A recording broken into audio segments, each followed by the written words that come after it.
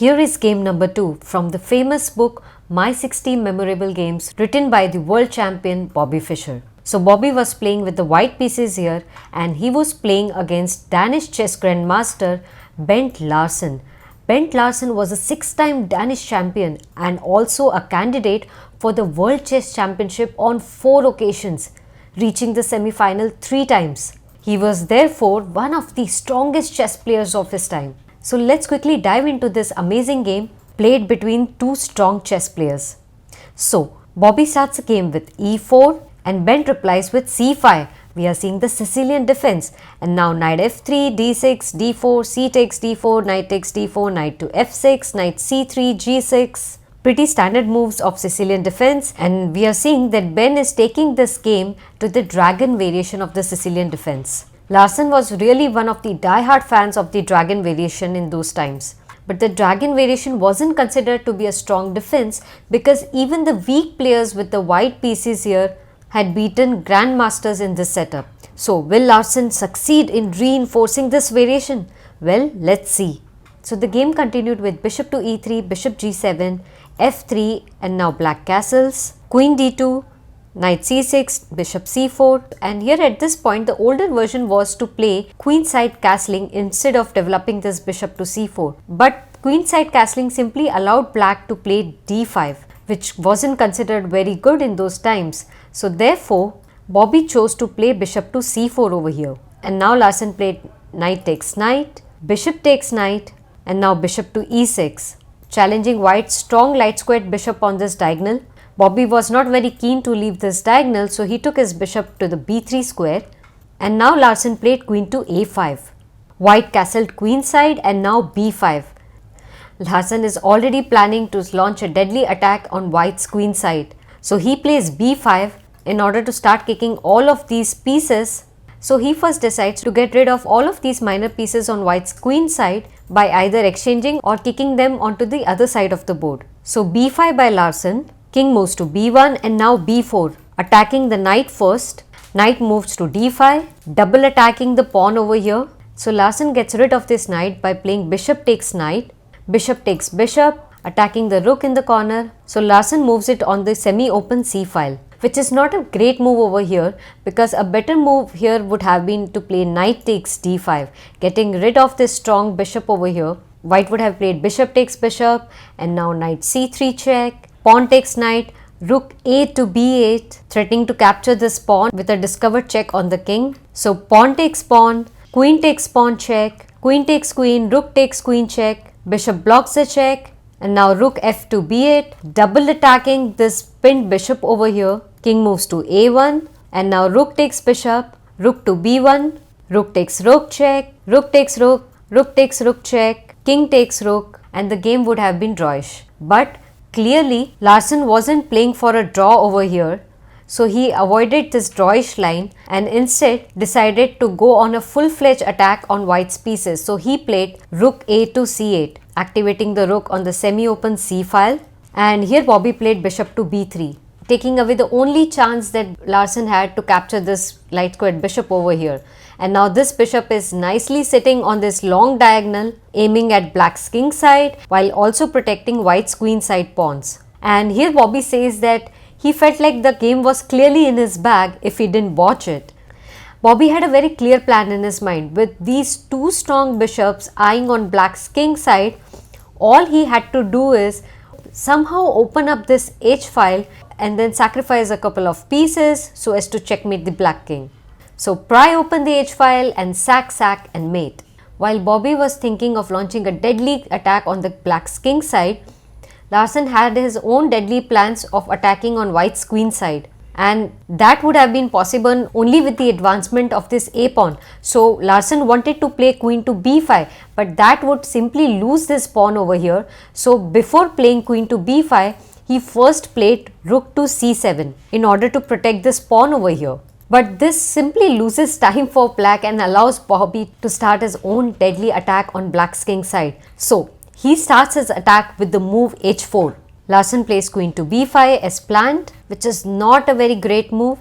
but there is very little that Larsen can do over here. Even if he tries to stop the kingside attack with the move h5, then that wouldn't have helped either, because Bobby can now start attacking this pawn with the move g4. And Larsen can't take this pawn because that simply allows the advancement of the h pawn over here. So he would have launched his own attack on the queen side with the move rook f to c8, forming a battery of the rooks on the semi-open c file, putting a lot of pressure on this pawn. And now rook goes to g1, pawn takes pawn, and now h5, pawn takes pawn, pawn takes pawn, knight takes pawn, attacking the queen. Queen moves to f4. Notice how slowly all of these white's pieces are getting ready to launch a deadly attack on black's king side. Larsen would have played e5, forking white's pieces. Queen takes knight, pawn takes bishop, and now pawn takes pawn, opening up the g file for the rook.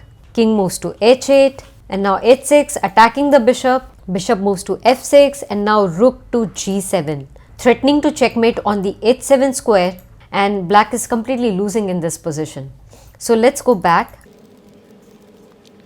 So therefore, even h5 wouldn't have worked well. So Larsen chose to play queen to b5, thinking of launching his own deadly attack on white's queen side. But that's too late, because white is not going to give any time to black for any kind of counterplay. So Bobby starts his crushing attack with h5, and here Larsen plays rook f to c8, trying to get some counterplay, but that's not going to help, because Bobby starts dismantling Larsen's position with pawn takes pawn and now g4. Larsen plays a5, he's getting desperate, but Bobby doesn't give a damn about Larsen's queenside attack because his attack is too slow. So he goes on with his own plans with the move g5, such a great move. Knight moves to h5, trying to block the open h file, thinking that that would definitely save his game, but he was totally shocked when Bobby played rook takes knight. Yes, Bobby sacrificing his rook for a knight to blast open black's position. And here the best move for black is to capture this bishop first.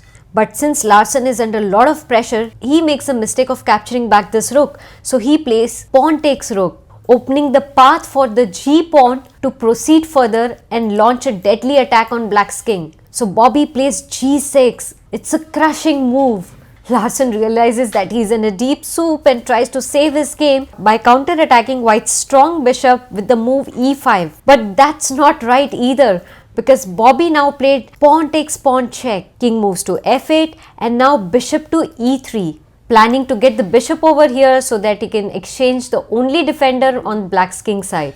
Larsen plays d5, trying to block the diagonal of this strong bishop. Bobby replies with pawn takes pawn, rook takes pawn, and now d6. Bobby has a passed pawn who has advanced one more step into the enemy's territory, while at the same time attacking Larsen's rook on the king side. Rook moves to f6 and now bishop to g5, attacking the rook. Queen moves to b7. The passed pawn over here is too deadly, so Larsen is trying his best to stop this pawn from progressing ahead, but that wasn't a great move. A better move over here would have been to counter attack with the move a4, but since Larsen was under a lot of pressure, he's clearly seeing that he's losing the game, so he made a mistake of playing queen to b7, and now Bobby took the rook. Larsen played bishop takes bishop, and now d7. Black's position has completely collapsed. This pawn on the d file is way too strong to be stopped. Larsen tried to play rook to d8 in order to stop this pawn from promoting, but that's okay. That doesn't bother Bobby a lot, because Bobby now started attacking black's open king side with the move queen to d6. He's forking black's pieces over here, and here at this point of time, Larsen resigned from the game. And why did he resign? Because he doesn't have any strong defense in this situation. Because if he blocks the check with his bishop, then queen h6 would be a checkmate. Let's go back. And if he moves the king to the g7 square, then Bobby can quickly finish off the game with rook g1 check. King moves to h7, and now queen takes bishop, queen takes pawn, and now queen g6 check. King moves to h8, queen takes pawn check. Queen interferes, and now queen takes pawn check again, queen blocks the check, and now it's a checkmate. Do like this video and subscribe to my channel if you learned something new today. And now it's time for the question of the day. So here is an interesting situation on the board. Black here happily captures the rook in the corner, thinking that now he'll be up in material and that would give him tremendous advantage in the game. So what should white play here? Should he capture back the knight, or is there something else which can turn the tables for white? So do try solving this amazing puzzle and let me know your answers in the comments box. I'll see you in the next video.